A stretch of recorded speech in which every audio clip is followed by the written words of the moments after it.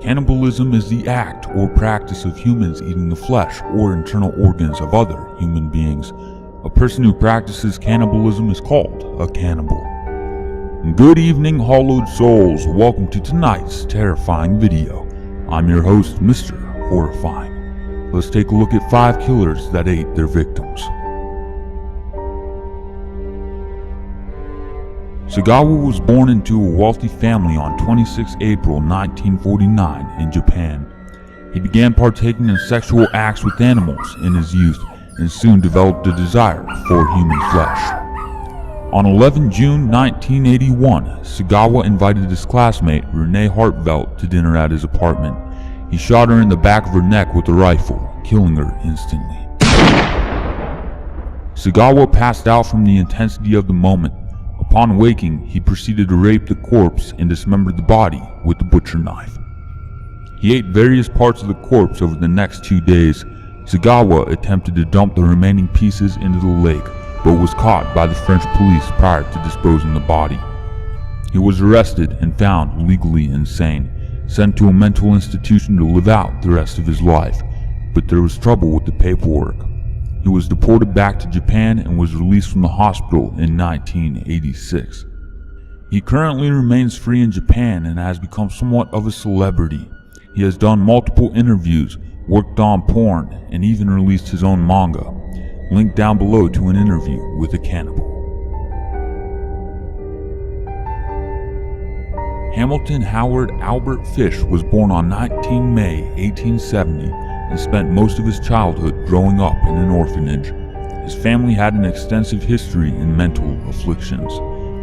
Fish would get brutally whipped and beaten in the orphanage for punishment until his mother removed him out of the abusive environment when he was 12 years old. In teenage years, Fish began frequenting the local restrooms where he watched boys undress. He started molesting children, most below the age of 6, and became obsessed with sexual mutilation. He tied up a 19-year-old man named Thomas Kedden and chopped off half of his penis.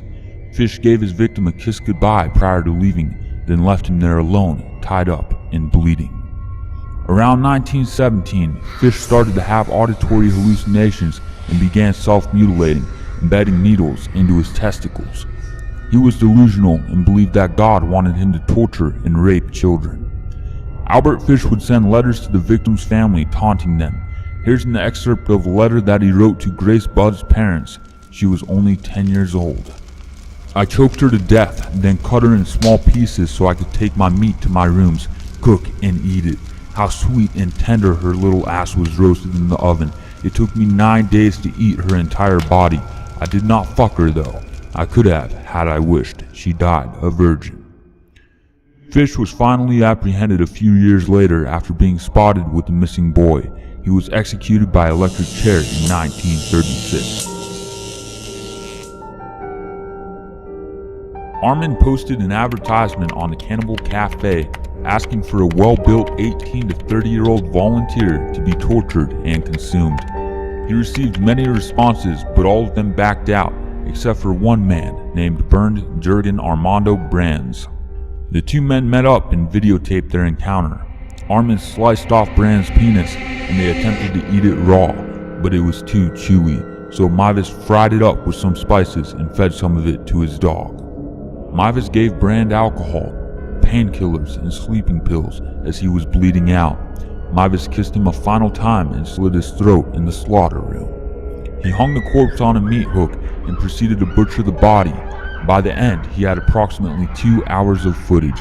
It has not been released to the public. Meiwes consumed the meat over a 10-month period. He was arrested in December 2002 after placing more advertisements online asking for more volunteers. He was sentenced to life behind bars in 2006. He is now a vegetarian. Andrei was born on 16 October 1936 in Ukraine and witnessed many horrors of World War II. It was in his teenage years when Andrei discovered that he suffered from impotence, the inability to maintain an erection. This caused many relationship problems. He was drafted into the Soviet Army in 1957 and served until 1960. He then became a teacher, but was unable to maintain discipline in his classes. which caused his students to make a mockery of him. In 1973, he began to sexually assault teenage girls, oftentimes in his classroom.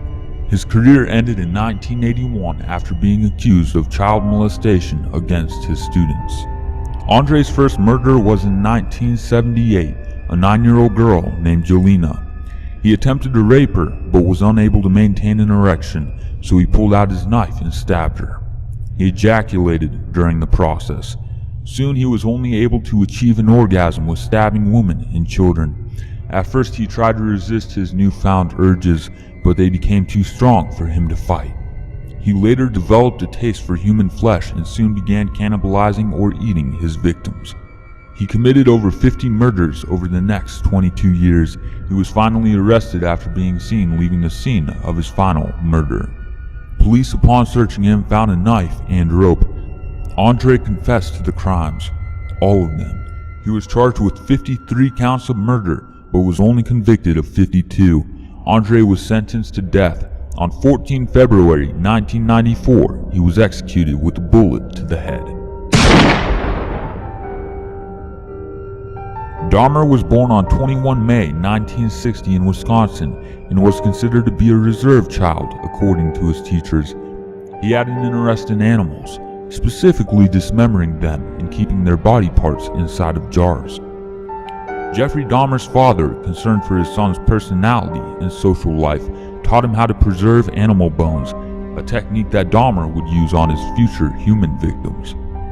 He realized that he was a homosexual while still in high school.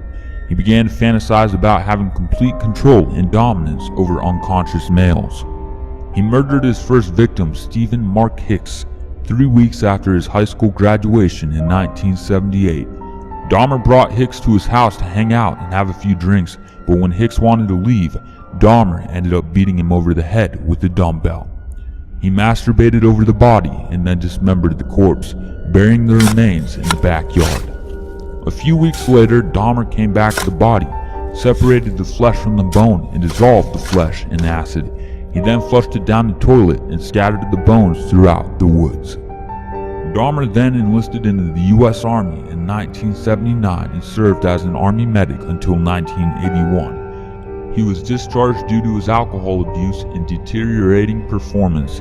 2 soldiers also accused Dahmer of raping them repeatedly. Over the next few years, he held a few minor jobs but would always get fired. He was arrested numerous times, once in 1986 for masturbating in front of 2 12-year-old boys.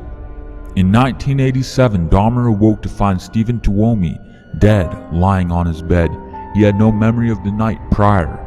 Dahmer proceeded to dismember the body and threw it away in the trash. He kept the head as a souvenir and would often use it to help him ejaculate. He committed 15 more homicides between 1987 and 1991. He was arrested in 1991 after one of his victims escaped and pointed the police to his apartment. Upon searching his residence, police found human skeletons, body parts stuffed into jars, 2 human hearts, preserved penises, and much, much more. Dahmer confessed to eating the hearts, livers, biceps, and thighs of his victims in the last year. He became a born-again Christian while in prison. He was found dead on 28 November 1994 in a prison shower, bludgeoned to death by a fellow inmate. Well, hollowed souls, that is it for tonight's video. If you like it, then like it. If you want to see more, then you better subscribe. I'm your host, Mr. Horrifying. Good night, and happy eating.